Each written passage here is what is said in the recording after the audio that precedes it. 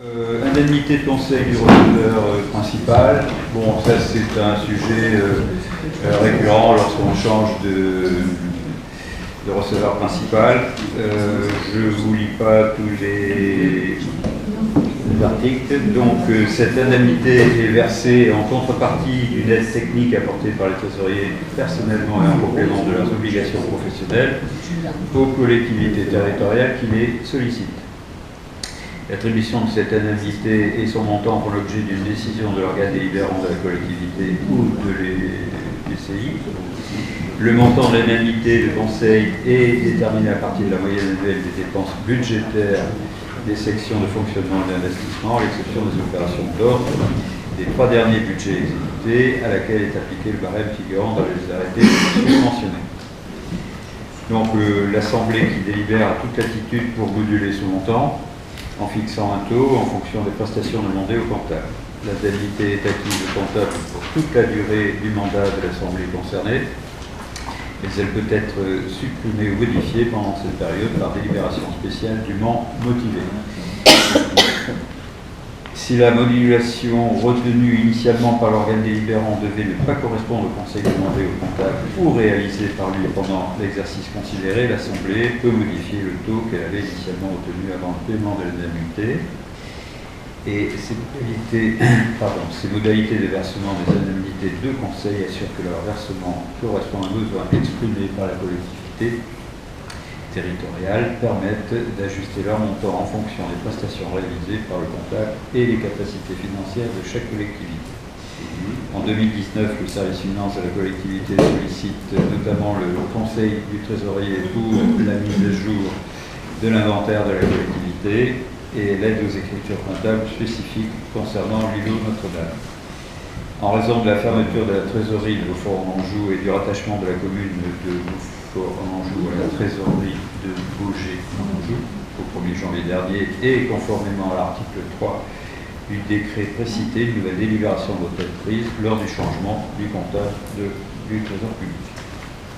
Pour information, les montants versés pour 2016 au trésorier étaient de 1035 euros, en 2017 de 1186 et en 2018 de 1234 euros.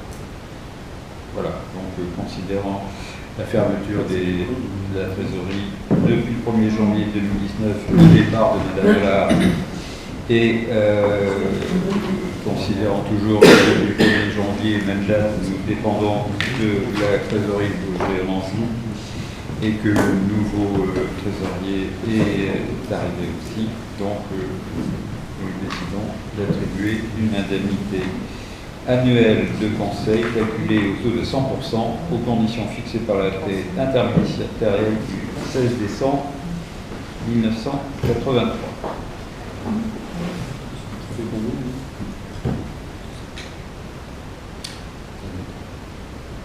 On n'a pas Oui, oui. Qui dépend des comptes arrêtés. Ouais, parce que moi je vais me permettre de faire remarquer au directeur des finances publiques que bon, finalement les agents s'éloignent et finalement le conseil continue à augmenter. Donc peut-être qu'on finisse par baisser quelque part, parce que si Bercy fait des économies en resserrant et en fermant un certain nombre de perceptions, ce serait logique que ça nous coûte de moins en moins cher et non pas de plus en plus cher. Mais je vais lui faire remarquer. Parce que... Et on ne connaît pas le montant exact. Non. Mais on peut remarquer qu'on est toujours un petit peu à la hausse quand même.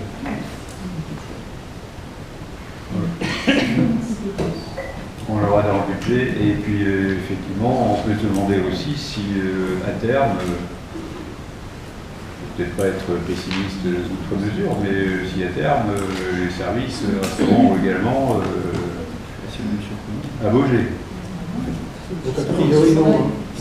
Oui, non, mais Baugé pas Baugé, Baugé appartient. c'est pour ça que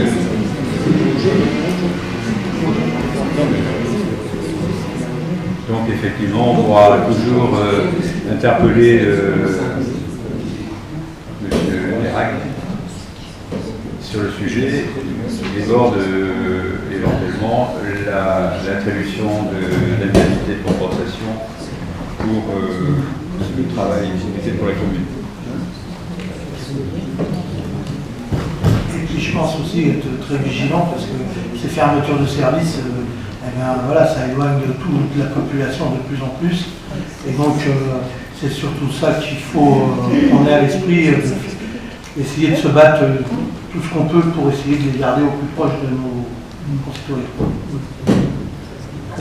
Oui, je suis d'accord, d'autant plus qu'à terme, ce qui risque d'arriver, ce qui a déjà commencé à arriver, c'est que on demande aux collectivités territoriales, notamment aux communes, d'assumer le service que faisait et l'accueil, au moins l'accueil, et puis on voit bien au niveau des maisons de service au public, pourquoi pas créer un service pour pouvoir accueillir les gens qui ne peuvent pas. Le service au public, c'est la maison France Service. Oui, mais c'est la même chose.